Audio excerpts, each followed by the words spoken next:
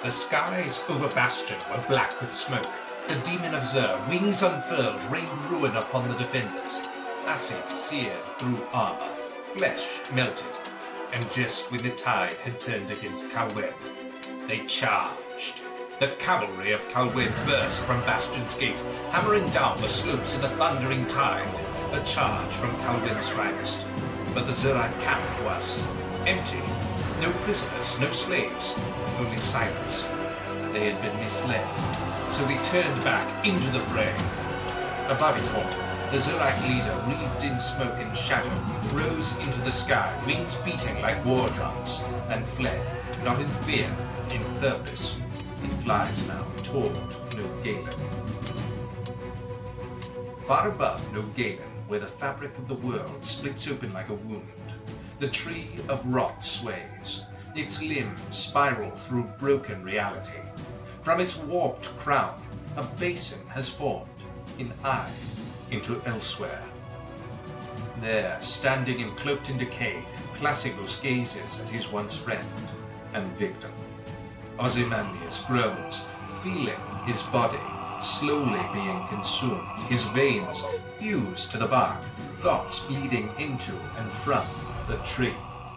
Then he hears the flapping of demonic wings. A soldier wearing strange black armor arrives in his vision. Possessed, eyes burning with infernal purpose, the demon within the man hisses to his old friend, no, murderer. You bit him. You planted the tainted seed of the last world tree. Why? Placidus replied without flinching. The stars aligned. The signs foretold it. The pendulum and the adder are entwined. The demon snarled. Do you believe the prophecy my father shattered? You're mad. Placidus smiled, teeth flashing. Madness has brought me this far. Then, without warning, the demon-possessed soldier drove his hand into Ozymandias' chest. Ozymandias screamed, not in pain, but in release. And from the wound near his beating heart they pulled a dark horn, black and massive, bleeding endlessly, cursed with Zur's wrath. The tree convulsed. Ozymandias was spat out, gasping, hole in his chest gaping. Placidus flew, catching Ozymandias' falling body as the rod disappeared down the trunk of the tree. The tree, healthy, remained, a towering sycamore, white-limbed and ancient, a sign of life in a now destroyed city. Placidus lifted Ozzy in his arms and whispered, "You saw the world tree. It touches all worlds, even the ruined ones. For that I shall heal thee, but only because that information will be of use one day."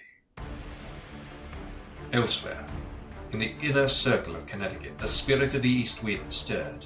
They need you. The mystical vision began to fade.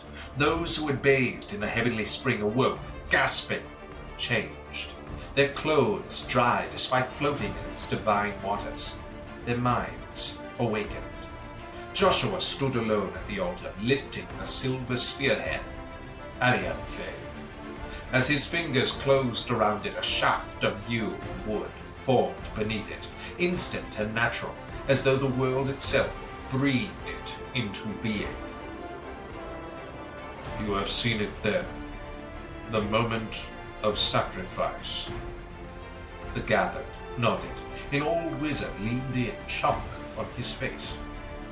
The moment when your death means most, if you are selfless enough to give it.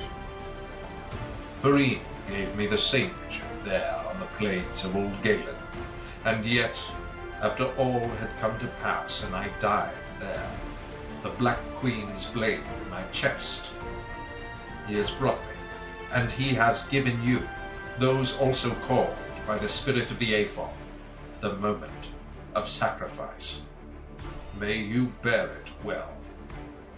As for now, follow me, and I shall lead thee from this darkened hall into our land. They knew. They felt it. They were not just warriors. They were brethren to the divine. Led by Joshua, they boarded the air trireme, soaring down from the skies like a divine spear hurled by Farim himself. They fell upon Bastion in its final hour. The enemy broke, retreating deep into the mountains. The source of the world tree's rot had been taken, for some vile purpose, no doubt. Joshua was unanimously named king. The Gilded Council freed itself from its own corruption. The prince, who once clawed his way from the depths of an infested tomb, now walks the streets of New Galen as the Highfather of the dwarves, with his loyal retinue beside him, scarred, grim, unyielding. He aids in the rebuilding of the city's broken walls and shattered gates, yet his gaze ever drifts north and east toward the ancestral homes of his people. Dwarves from across the city rally to his banner, and soon a great host will rise, not to defend, but to reclaim. The mountain halls stir once more, and the long silence of the stone is ending. But the world remains scarred.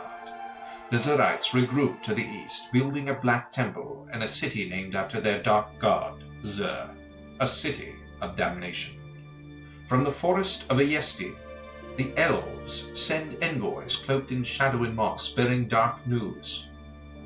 The horn of Zer, now humming with foul energy, feeds and nourishes back into being a shade of the Queen of Darkness, slayer of kings, murderer of elven princes, mother of greenskins, and champion of demons. The Terranau Mountains echo with her forces' war drums once more. Under the shade of the World Tree, a new age dawns.